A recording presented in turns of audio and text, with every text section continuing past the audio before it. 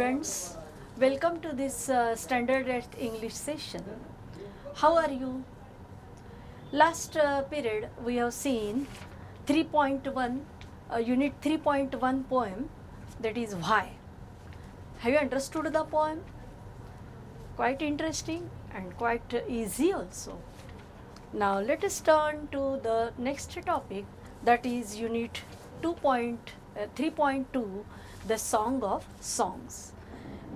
Open your textbooks, page number 59, the Song of Songs. Unit 3.2, the Song of Songs. Okay, now let me ask you, do you like music to listen? Yes, anyone, all of us like to listen to music or a musical instrument, vocal or instrumental also, isn't it? In school also you may be singing some patriotic songs or some welcoming songs, isn't it? Or some poems, rhymes in all the languages, Marathi, Hindi and English also, isn't it? So everyone likes to sing, everyone likes to hear music, listen music, and at home also you may be watching some music programs, isn't it? So Saregama, etc., such programs you must be listening about songs. So song anyone likes, and whatever we can't express our emotions in words, in sentences, those emotions are expressed through song, singing, isn't it? Singing it is an art, of course, and it gives us joy, entertainment, and we very much like to hear to music, all types of music, singings, and some all of you know our favorite singing means Gana Kokila, as we call her, Lata Mangeshkar. Or you may be knowing so many singers and new, old, new, all of recent singers also. You may be listening to their music, singing, isn't it? So today we are just concerned with such type of singer, or we can say about his guru also, teacher also, and this story is, of course, has a historical reference, but very interesting story. The Song of Songs. The Song of Songs म्हणजे ज्याला आपण गाण्यांचं गाणं म्हणूया. गाण्यांचं गाणं म्हणजे जणू काही एखादी गोष्ट मास्टरी आहे, आणि त्या मास्टरी असलेल्या गोष्टीचा अजून एक कोणीतरी मास्टर वेगळा, अशा टाईपचं काहीतरी ह्याच्यामध्ये सिंगिंगबद्दल सांगितलेलं आहे. So let us see what is given here, and before starting the story just let us discuss about warming up activity 1 or 2. We will discuss about musical instruments.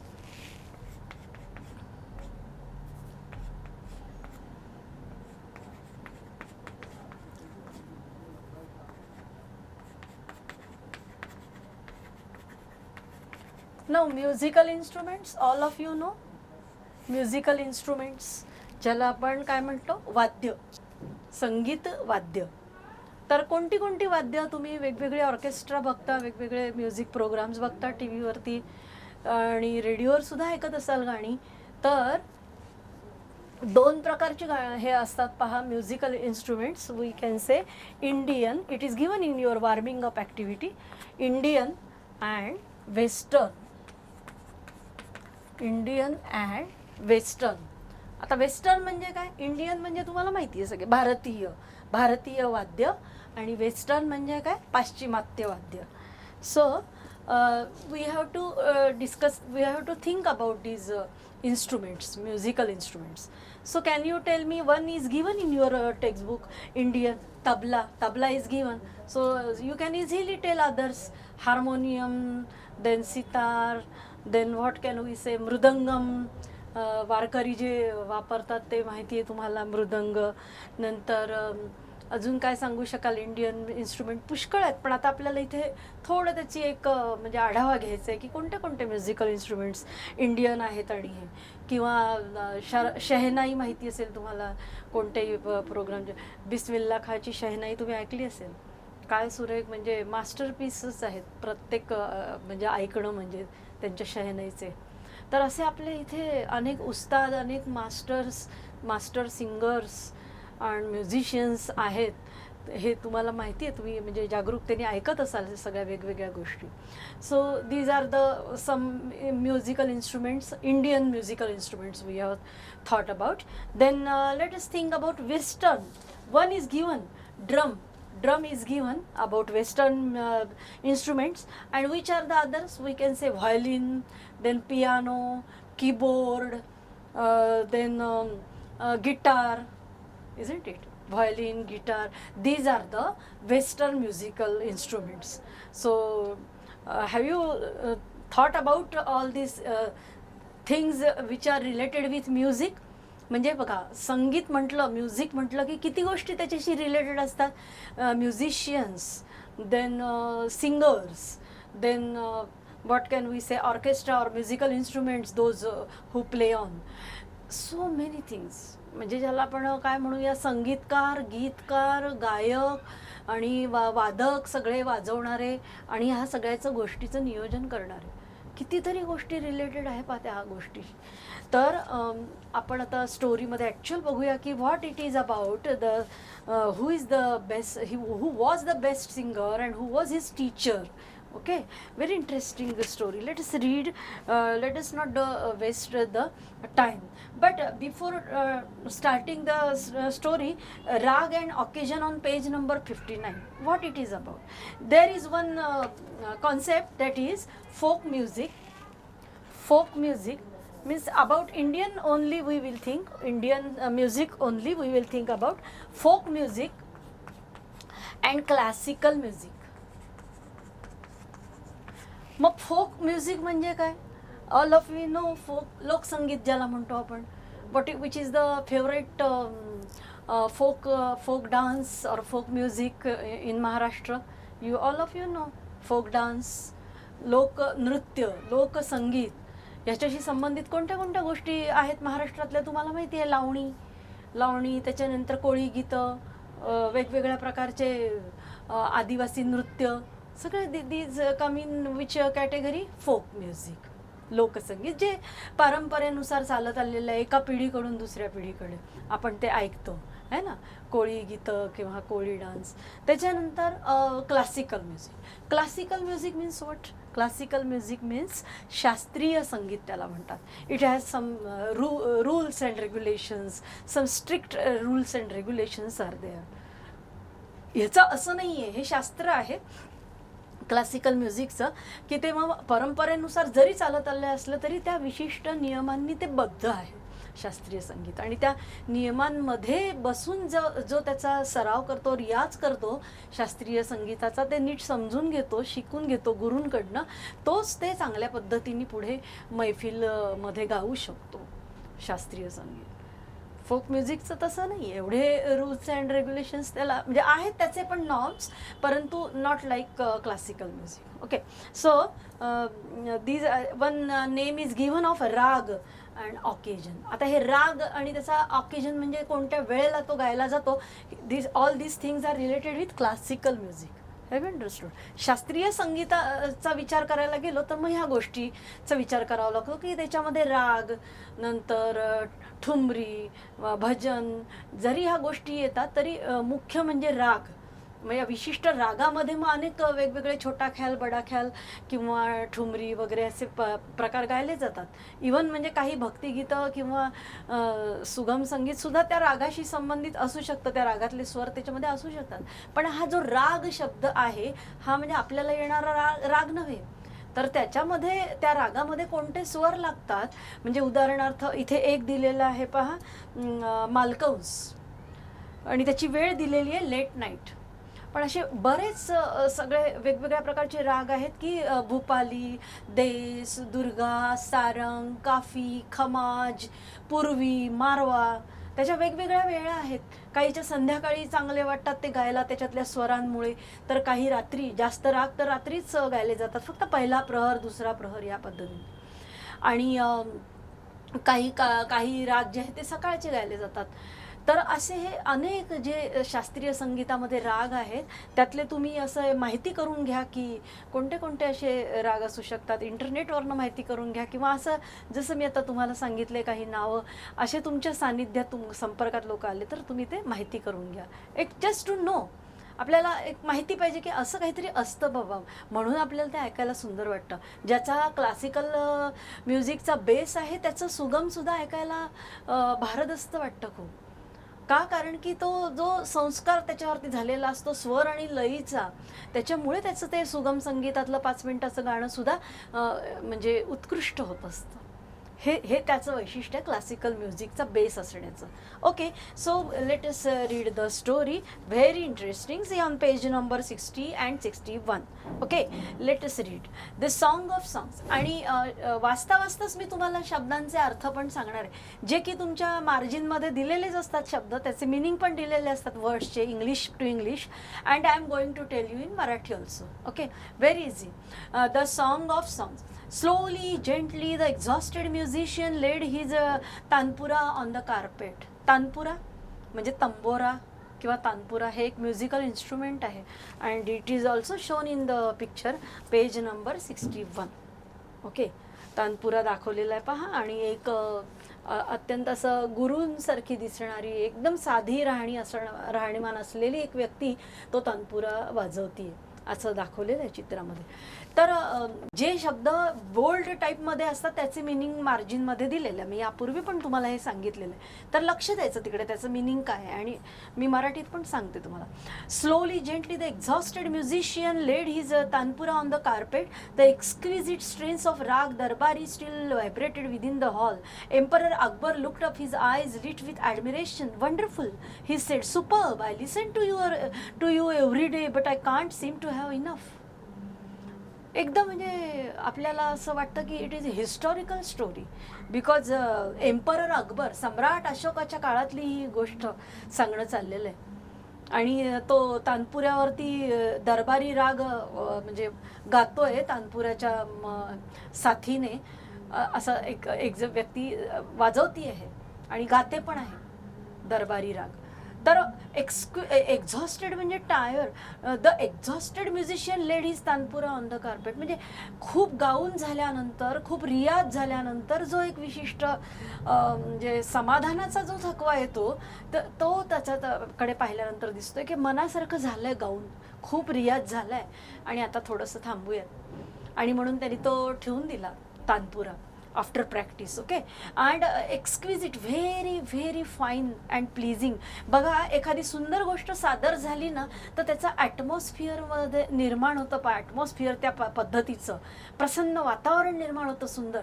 आणि अशा वातावरणात जो असतो पहिलेपासून, त्या समजा 2 तासाचा 3 तासाचा तो प्रोग्राम असेल तर तो सुद्धा भारावून जातो. त्या विशिष्ट ॲटमॉस्फिअरमध्ये आपण चालले जातो पहा, असं तिथे दाखवलेलं आहे एम्परर अकबराच्या दरबारामध्ये. Tansen bowed in silent gratitude. मग हे कोण गायलं होतं? तर तानसेन. तुम्हाला हिस्ट्रीमध्ये किंवा असं तुमच्या जनरल रीडिंगमध्ये असं हे वाचण्यात ऐकण्यात आलेलं असेल की बा अकबराच्या दरबारामध्ये नवरत्न होती. नवरत्न होती म्हणजे एक वेगवेगळ्या कलेमध्ये निष्णात असे त्याचे म्हणजे हिरे होते तिथे, जे मोठे निवडलेले त्यांनी, की कोणीतरी गायक असायचा, कोणीतरी बुद्धिमान बिरबल असायचा, चतुर बिरबल. हे तुम्ही ऐकलेले आहेत, बिरबलाची गोष्टी ऐकलेल्या. तसा हा तानसेन गायक होता पहा, असा शास्त्रीय संगीत गाणारा. आणि तो म्हणजे हे सगळे नवरत्न म्हणजे त्यांनी निवडून आणलेले होते. त्याला तो म्हणजे सन्मानपूर्वक वागणूक देत असे राजा अकबर. त्यांच्या त्या कार्यक्रम तो अरेंज करत असे त्याच्या दरबारामध्ये, आणि लोकांना सुद्धा भाग पाडत असे, म्हणायला की बघा हे म्हणजे खरंच नवरत्न आहेत, बघा त्यांची कला बघा. आणि इतरांना पण कलेचा आस्वाद तो घ्यायला लावत असे king emperor Akbar. So Tansen bowed in silent gratitude. I think you have the most wonderful voice in the world, sed Akbar. आता अकबर सगळा फिदाच होता ना या सगळ्या नवरत्नांवर, तसा तो तानसेनवर पण अतिशय खुश होता. त्याचं गाणं झाल्यानंतर सगळ्यांना म्हणाला तो एम्परर अकबर की म्हणजे विशेषतः त्या तानसेनलाच म्हणाला डायरेक्ट की खरंच तुझ्या इतका वंडरफुल व्हॉइस या जगात नाहीये. पण मग तानसेन काय लगेचच हरभऱ्याच्या झाडावर चढला का? नाही. जे मोठे लोक असतात ते कधीही त्यांच्या पुरस्कारांनी, बक्षिसांनी, स्तुतींनी हुरळून जात नाहीत. They are actually they are we can say they have the complete gratitude in their mind.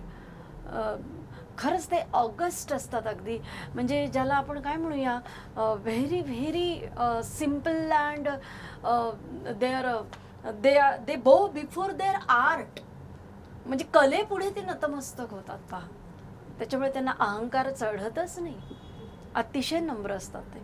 Yes, but I don't Shahenshah said Tansen with a smile, there is someone who sings far better than I do.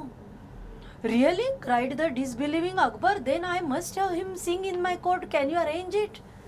बघा, एवढी त्याची स्तुती केल्यावर king अकबरनी तानसेनची, Tansen असं नाही म्हणाला मग माझ्या इतका आहे का कोणी ग्रेट या जगामध्ये गाणार, तसं नाही म्हणाला तो म्हणाला की माझ्यापेक्षाही सुंदर गाण्याचा एक आवाज आहे या जगामध्ये. आणि मग अकबर म्हणाला की अरे आहे तर मग तो आवाज इथे आलाच पाहिजे आपल्या इथे, त्या व्यक्तीला आणल्याच गेलं पाहिजे, कोण असेल तो गाणारा. बघा, म्हणजे अकबर पण त्याच्यामध्ये पण गुणग्राहकता होती किंवा कला रसिकता होती त्याच्यामध्ये, ती पण आवश्यक आहे. गुणग्राहकता असणं किंवा कलेचा आस्वाद घेण्याची इच्छा मनामध्ये असणं, आणि शिवाय कला सादर करणारा पण तेवढाच नम्र असला पाहिजे की आपली स्तुती झाली म्हणून मग आपल्या पेक्षा कोणी पुढे जाऊच नाही, तसं नसावं. तुम्ही ती कटार काळजात घुसली हे पाहिलं असेल पिक्चर, आणि कशी स्पर्धा जुगलबंदी चालू होते आणि मग खान साहेब कसं म्हणतात की त्यांच्या पुढे कोणी जाऊच नाही किंवा जाऊ शकत नाही. पण माहिती आहे तुम्हाला, तो पिक्चर तुम्ही पाहिला असेल. येस, सो आय डोंट शहनशाह. Tansen shook his head. I am afraid he will not come, sire. What? Not even if he hears that the emperor himself has summoned him. Summoned म्हणजे कॉल्ड. आणि आधीचे तुम्हाला हे कळलेलेच, exhausted, exquisite म्हणजे सुंदर, अतिशय fine, pleasing. तर मग आता तो म्हणतो की राजांनी बोलावलं, सम्राटांनी बोलावलं तरी येणार नाही ती व्यक्ती गायला इथे दरबारामध्ये. तानसेन म्हणतो no, it is not possible. No, not even then this reply would have enraged any other emperor. नाही, एखाद्या राजाचा हुकूम सुटल्यानंतर जर समोरची व्यक्ती तो पाळत नसेल तर नक्कीच मग त्या राजाला राग येणार. माझ्या जागी दुसऱ्या राजाला राग आला असता म्हणाला अकबर, आणि मग त्यांनी रागाच्या भरामध्ये शिक्षा पण केली असती त्या व्यक्तीला. कोण येत नाही बोलावल्यानंतर, समन म्हणजे कॉल्ड, बोलावल्यानंतर सुद्धा नाही येत म्हणतोय तो. म्हणजे कोण आहे ती अशी व्यक्ती की अवज्ञा करते राजाची. दिस रिप्लाय वुड हॅव एनरेज्ड म्हणजे गेटिंग अँग्री, फिल्ड विथ अँगर म्हणजे संतापला तो, म्हणजे दुसरा राजा संतापला असता असं म्हणतो तो. स्वतः तो कंट्रोल करतो king Akbar. Yes, but Akbar was different. Very well Ustadji, said Akbar smiling into Tansen's half scared eyes. कोणाला उस्ताद म्हणतो अकबर? तानसेनला. तो म्हणतो ठीक आहे, म्हणजे हसून की असं आहे का, म्हणजे तो येईलच याची गॅरंटी नाही आहे का? ठीक आहे, आपण ऐकायला जाऊ त्याचं गाणं, तो जिथे कुठे असेल. Yes, if he doesn't come I shall go to him myself. बघा, अकबर राजा पण किती ग्रेट होता. Will you take me to him? तू नेशील का मला त्या ग्रेट माणसाकडे की ज्याचा आवाज तुझ्यापेक्षा सुंदर आहे? म्हणजे आधी त्याचा विश्वासच बसला नाही राजाचा की तानसेनपेक्षा पण सुंदर कोणी गाऊ शकतं. पण जेव्हा तानसेनच स्वतः सांगतो आहे तर मग राजाला उत्सुकता लागली की when will he meet such a person who can sing even greater than Tansen. Yes sire, provided you do not come as the emperor of Hindustan. Provided you do not come as the emperor of Hindustan, I shall go as a humble lover of music. म्हणजे ठीक आहे म्हणे की एवढा मोठा emperor ऐकायला जातोय तर मग मी पण त्याच्याबरोबर अर्थातच म्हणजे मी नेईलच तुला की तुम्हाला जिथे जायचं आहे त्या व्यक्तीला भेटायला. संत हरिदास, काय नाव आलेलं आहे बघा या स्टोरीचं, संत हरिदास.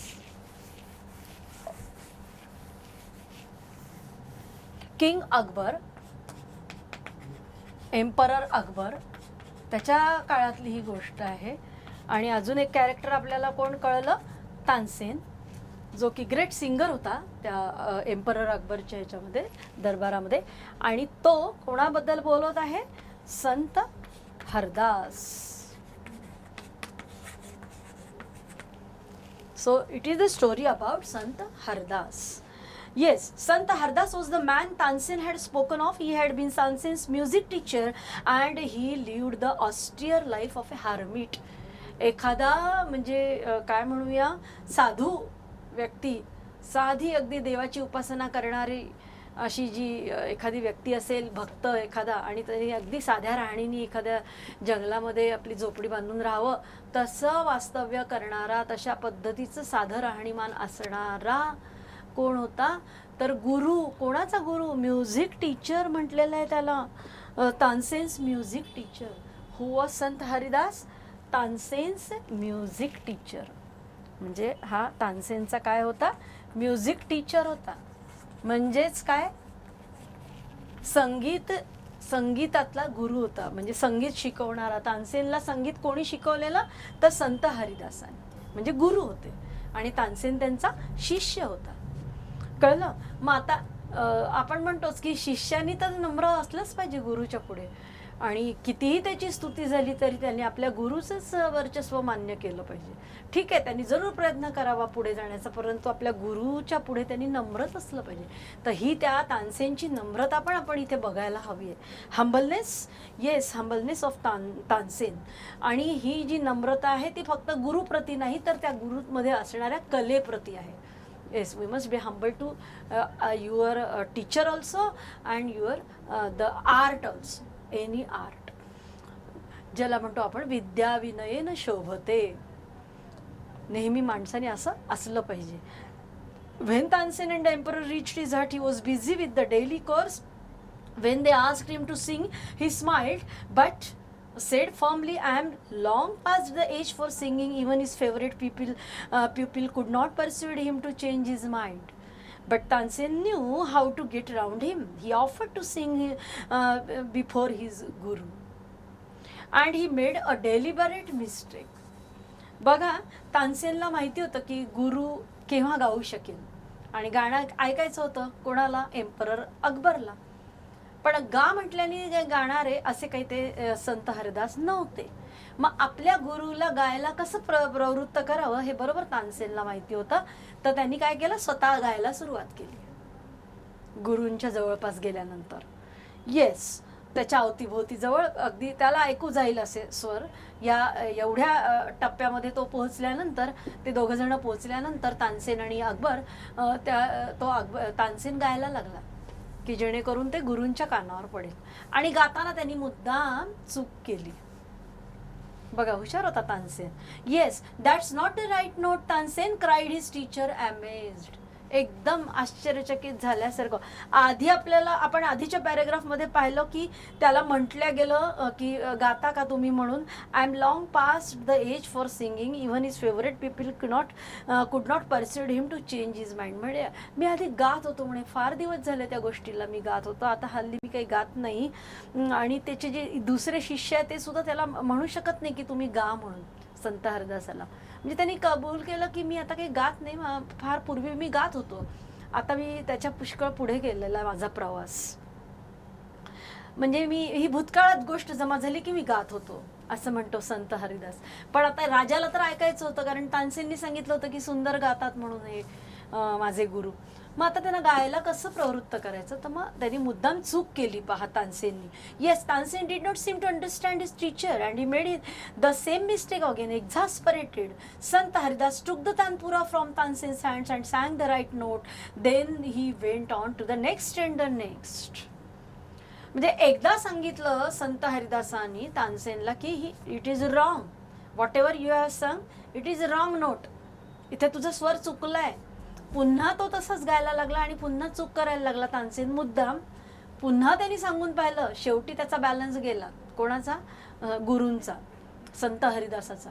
आणि मग तो एकदम संतापून ओरडून म्हणाला की दे तो तानपुरा इकडे. दाखवतो म्हणजे तुला गाऊन की कसं गायला पाहिजे ते करेक्ट नोट. आणि हेच हवं होतं अकबराला आणि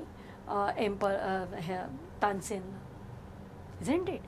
Yes. So the music spread across the forest like the first glimmer of dawn or the fragrance of jasmine.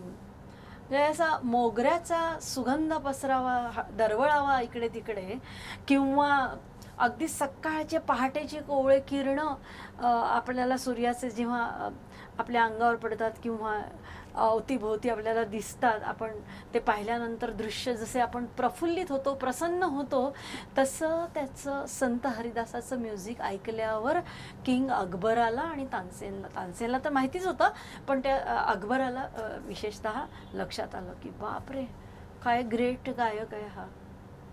आणि तानसेनचं म्हणणं पटलं त्याला, किंग अकबरला. Yes, emperor Akbar. Yes, both Akbar and Tansen listen to him as if they were hypnotized. Hypnotized means what? Hypnotized म्हणजे मंत्रमुग्ध होणे. हा एक शब्द आलेला आहे पहा, हिप्नोटाइज्ड. मंत्रमुग्ध होणे, संमोहित होणे किंवा मंत्रमुग्ध. म्हणजे आपण त्याच्यामध्ये इतके रमून जातो, मंत्रमुग्ध होणे, की एखादं म्युझिकच इतकं ग्रेट असतं. जसं आपण आता लता मंगेशकर, आशा भोसले तर ऐकतच आलेलो आहे इतकी वर्ष झाले, पण अजूनही आता नवीनच्या याच्यामध्ये सुद्धा आपल्याला असे अनेक गायक आढळतात की त्यांचं गाणं ऐकल्यानंतर ऐकत राहावंसं वाटतं. आणि तरीसुद्धा आपले जे आहेत आधीचे गाणं कोकिळा ज्यांना म्हणतोय ते तर आपल्याला केव्हाही ऐकलं तरी ऐकावंसंच वाटत राहतं. आपण रमून जातो त्यांच्या गाण्यामध्ये.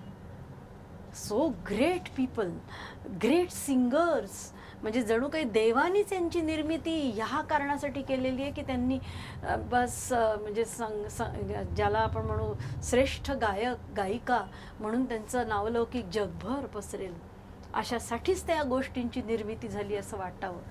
की देवानी मुद्दाम हे प्लॅनिंग करून ही गोष्ट केली की काय असं वाटावं. इतकं सुंदर स्वर्गमय असं त्यांचं संगीत आणि गाणं. तर म्हणजे इथे सुद्धा तोच अनुभव आला राजाला, किंग एम्परर अकबरला. Yes, hypnotized and the emperor realized that Tansen had spoken the truth. He had not known that music could be like this. असं संगीत असू शकतं, इतकं स्वर्गीय. हे राजाला सांगितलं असतं नुसतं तर पटलं नसतं. जेव्हा त्यांनी प्रत्यक्ष अनुभव घेतला तेव्हा ही वॉज कन्व्हिन्स्ड, म्हणजे त्याला ते मान्य झालं ती गोष्ट. Yes, he had certainly never heard anything like it before. As they walked back the emperor suddenly broke the silence to ask Tansen, why can't you sing like him Ustadji. मग म्हणे हे तुमचे गुरु आहे, मग गुरूंसारखं तुम्ही का गात नाही, तानसेनला म्हटला अकबर. म्हणजे मुद्दामच तानसेननी चूक केली होती अर्थातच, की आपल्या गुरुचं मोठेपण त्याला दाखवायचं होतं आपल्या राजाला, आणि गुरूंच्या प्रती असलेली कृतज्ञता, की आपण गुरुपेक्षा श्रेष्ठ असतो का कधी, असं म्हणू नये कधी. म्हणजे तुम्ही श्रेष्ठ बनण्याचा प्रयत्न जरूर करा, परंतु गुरुच्या प्रती आपल्यामध्ये कृतज्ञतेचीच भावना असायला हवी. कारण गुरूंमुळे, त्यांनी मार्ग दाखवल्यामुळे तुम्ही पुढे गेलेले. म्हणून जरी गुरूंपेक्षा तुम्ही मोठे झाले तरी गुरूंच्या प्रती नम्रतेचा आदरभावच असला पाहिजे तुमच्या मनामध्ये. कृतज्ञतेचीच जाणीव असली पाहिजे. कितीही मोठे झाले तरी तुम्ही शाळेला विसरायला नको, तुमच्या गुरुजनांना विसरायला नको तुम्ही, हे लक्षात ठेवा. Yes, Shahenshah Tansen smiled. Shahenshah, I sing at your command, the command of the emperor of Hindustan. हा लास्ट पॅरेग्राफ जो आहे ना तो खूप महत्त्वाचा आहे. तानसेननी दिलेलं उत्तर आहे राजाच्या म्हणण्यावर की तू का गात नाही ह्या गुरूंसारखं आपल्या. तर त्याच्यावर काय उत्तर दिलं बघा तानसेननी, की Shahenshah, I sing at your command. मी तुमच्या आदेशानुसार गातो, तानसेन म्हणाला. The command of the emperor of Hindustan, but Guruji sings for one who is master of even kings. Master कोण आहे मग? सगळ्या राजांचा मास्टर कोण आहे? देव, ईश्वर, गॉड, ऑफकोर्स. मग ईश्वराच्या आदेशानुसार कोण गायलेला आहे? Sant Haridas. Yes, his music springs from the depths of his soul. अंतरात्म्यामधून त्याचं संगीत निर्माण झालेलं आहे, म्हणून ते सुरेख वाटतं, म्हणून ते दैवी वाटतं, ईश्वरी वाटतं. Yes, and I expect, how can I expect my music to be so beautiful and divine. मग जे अंतरात्म्यातनं निर्माण झालेलं आहे आणि जे ईश्वराच्या आदेशानुसार गायलं गेलेलं आहे ते त्याच्यापेक्षा माझं गाणं सुंदर कसं असेल. जे अंतरात्म्यातनं निर्माण झालं तेच श्रेष्ठ संगीत असणार आहे. अशा पद्धतीने ही स्टोरी या ठिकाणी तुम्हाला लक्षात आली असेल. The song of songs. So who was great? Tansen was actually great singer, no doubt, but he is humble. He is very grateful to before his guru, that is Sant Haridas. Okay, have you understood the story? In the next period, we will solve the activities in English workshop. So shall we stop here? Okay.